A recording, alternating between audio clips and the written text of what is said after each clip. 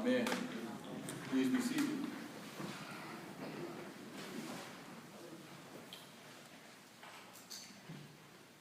This morning, I'm going to look a bit at this reading from Paul's letter to the Romans and at the Gospel.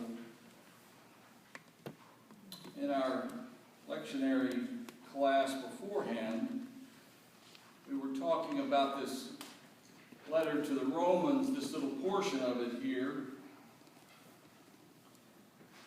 and Paul's loop-de-loop rhetoric, where he seems to keep saying the same thing over and over in different ways, and nice little rhetorical loops. But what he's really talking about here seems to be this dilemma that we all face. Everybody remembers that little book, Everything We Need to Know We Learned in Kindergarten.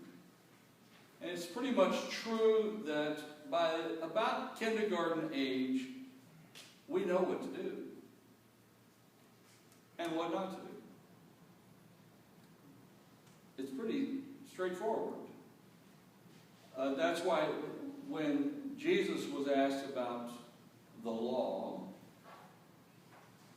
he said, love God, love your neighbor as yourself. So all that Levitical law, all that said, love God, love your neighbor as yourself. Everything we need to know, we learned in kindergarten.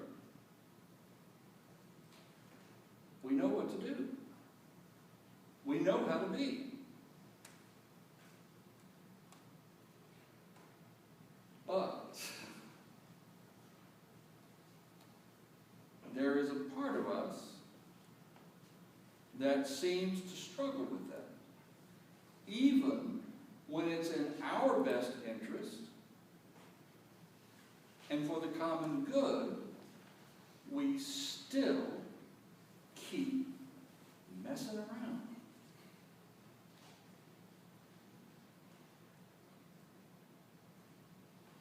And Paul is recognizing that. He's talking about his own struggle here with that. He knows what to do. He went to kindergarten. Well, probably. But he knows what to do just as we do. In his day, there was an awful lot of influence of what we now like to label as Gnosticism. And part of Gnosticism is a dualistic way of thinking where you have black and white thinking. And that things of the body, things of the flesh, things of human origin are all evil. Things of the spirit are all good. And so Paul is referring to that as the source of his struggle, that there is sin within us. And he's being good. He says he's owning his own struggle here. So he uses the I word. He's owning his struggle. He blames it on the sin that dwells within his flesh, and that his mind, that which is of the spirit, is good. It's what knows what's happening. The flesh is not just weak, evil. Well, I think that as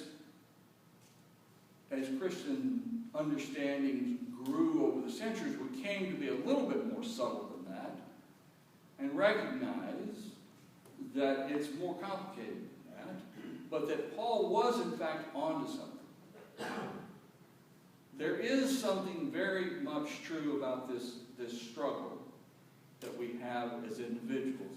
In the Christian contemplative tradition, that's known as the struggle between the true self, that which Paul is calling his mind. The true self, and that's not just your intellect, that's consciousness. And the false self, which is what Paul is referring to as the sin that dwells within the flesh.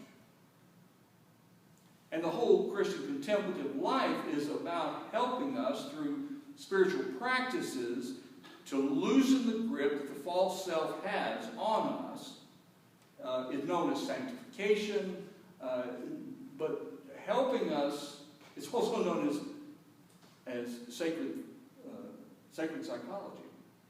It's just good therapy, if nothing else. And how that can loosen that grip and free us from this burden. And so later, when Jesus is talking here, or at least Matthew is saying that Jesus is saying this, when Jesus is talking about these burdens, come to me, all ye who travail and are heavy laden, as the old language said, that those burdens, Jesus wants to lighten our load. And it's relieving us of the burden of that false self-system that keeps us so reactive, keeps us so stuck, keeps us stuck in doing that which we know we should not do.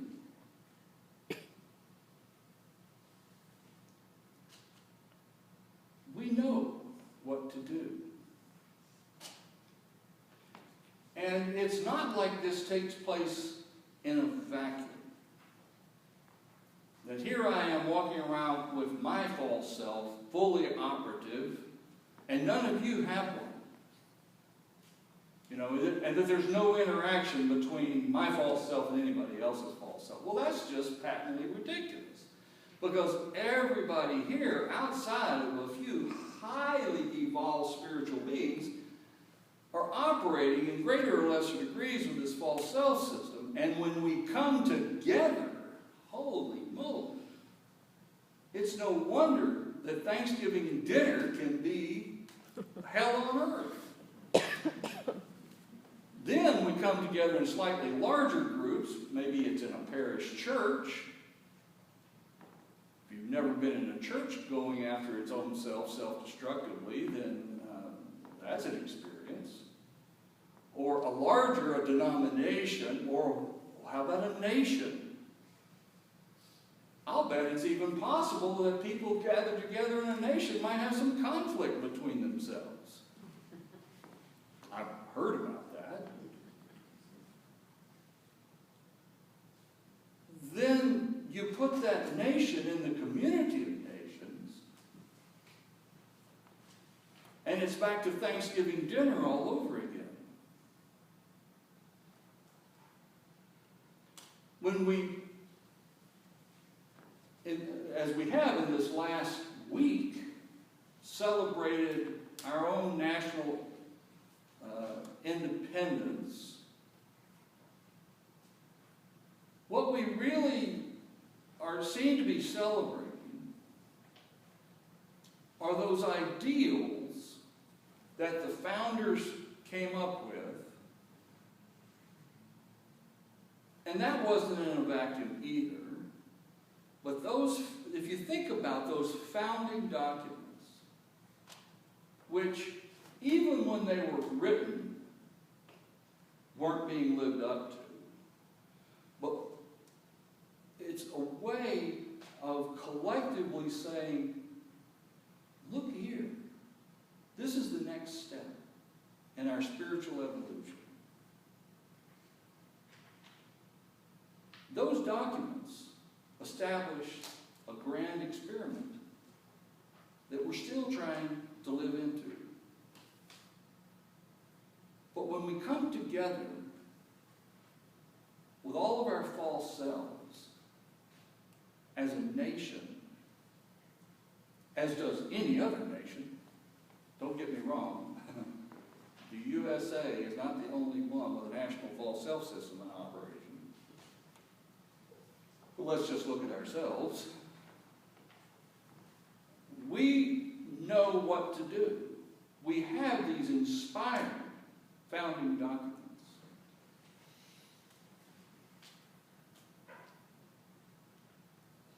But look at our false self.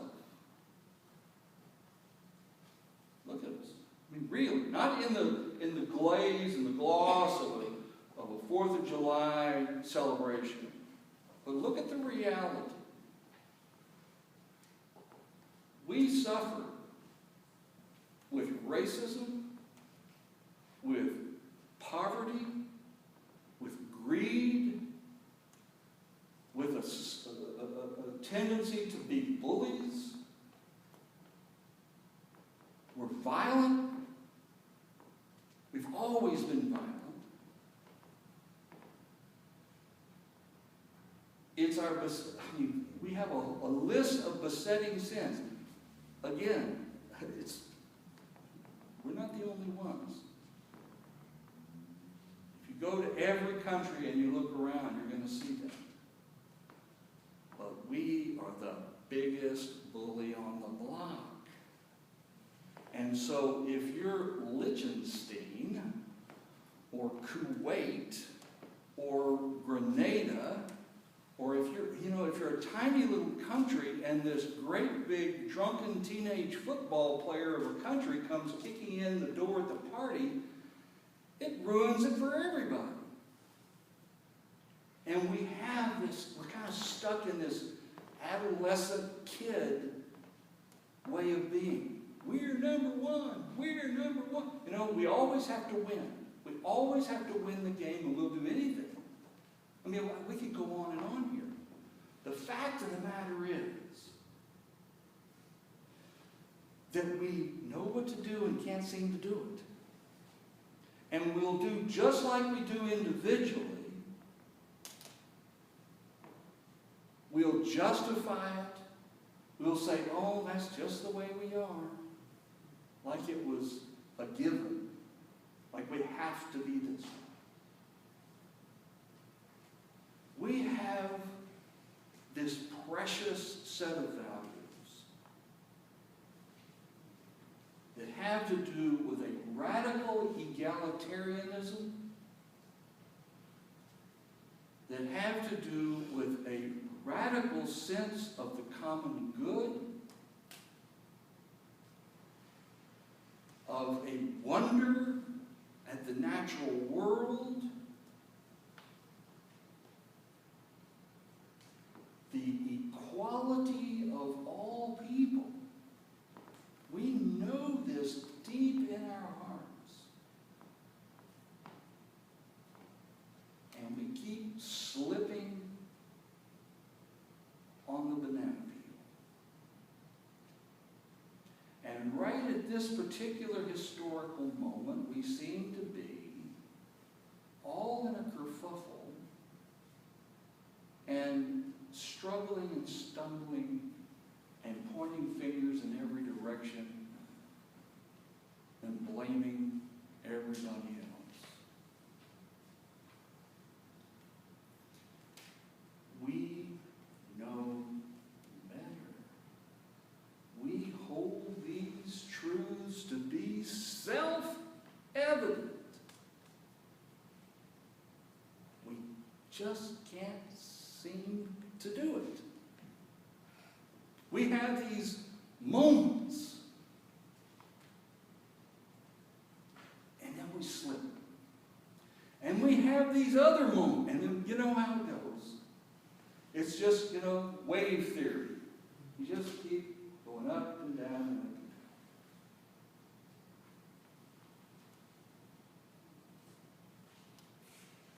down. Last few days, we've all been both enjoying and then subjected to celebration of the 4th of July. And I have to say that among some of those wonderful bits of musicology, there is some awful stuff. God bless John Philip Sousa, but okay, that's just personal taste. Okay? But there is a piece of music, and I'll call it a hymn. And the words to it are on page 10 in your service book. The music is Finlandia, that was written by Sibelius. And these words, there are a number of hymns that use that melody. But these words were written by Lloyd Stone, who I believe was an American, who died in 1993.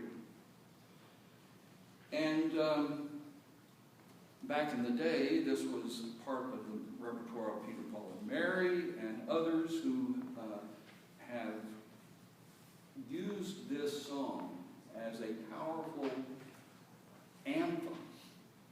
And I'm going to ask Julie to play this through and just read the words. We're going to sing it. We're going to sing this together.